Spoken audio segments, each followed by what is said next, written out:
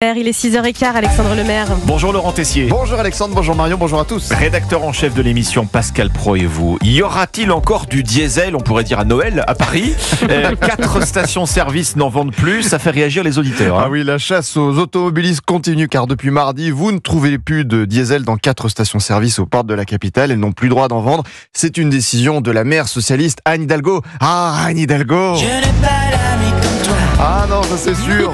Bon, son argument, elle veut faire baisser la pollution, j'entends. Les élus de la capitale ont donc voté la modification des contrats de concession. Ils peuvent le faire. Et allez hop, au revoir le diesel dans 4 stations.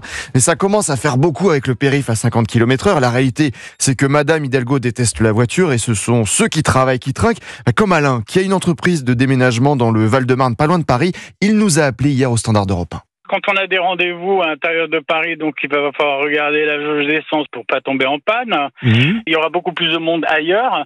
Donc est-ce qu'il y aura du diesel? Et si oui, à quel tarif? Parce que ça va augmenter, bien évidemment. On peut plus bosser, nous, en tant qu'artisans, pour rentrer dans Paris. Ça devient une horreur. Elle ne veut que ses bobos. Vous restez chez vous. Elle veut des bobos à bicyclette. Bon, ce qui est assez ubuesque, c'est que les véhicules de la police, des pompiers, des services de secours possèdent un important parc de véhicules qui roulent au diesel. Ubuesque, mais impossible, n'est pas Anne Hidalgo.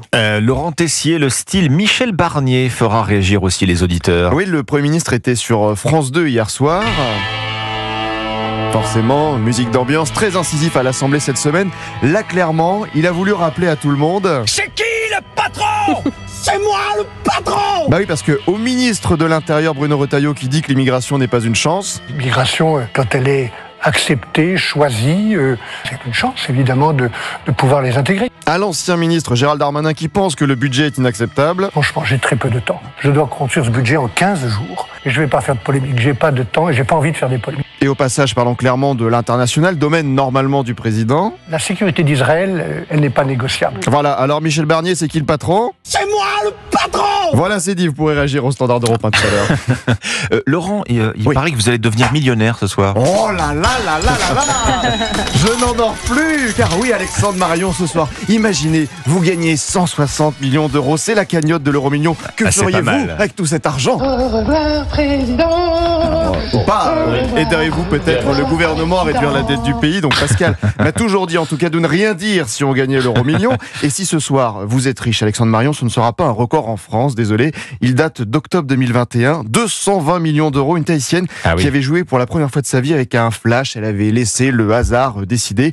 C'est formidable en tout cas si on gagne. Et comme le dit souvent Pascal, on se sent riche, millionnaire quelques heures avant de déchanter le soir. On achète quelques heures de rêve à 160 millions d'euros pour combien? C'est 2 € et quelques la grille. Bon, je sais que vous allez jouer tout à l'heure, Laurent. C'est déjà fait, hein? C'est déjà fait. Bon, 5 tickets.